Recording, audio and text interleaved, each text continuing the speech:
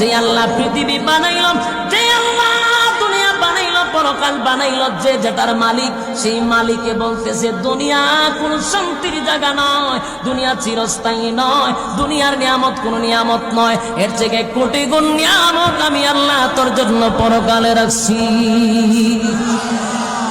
দুনিয়ার যত বড় বাদশাহী হন, কিন্তু যখন অস্থায়ী কথা হয় না। আর রব্বে কারীম বলে বান্দা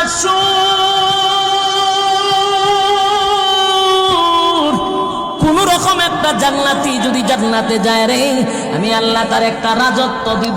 এই রাজত্বটা হবে এই পৃথিবীর 10টা পৃথিবীর সমান। জুড়ে কোন সমান?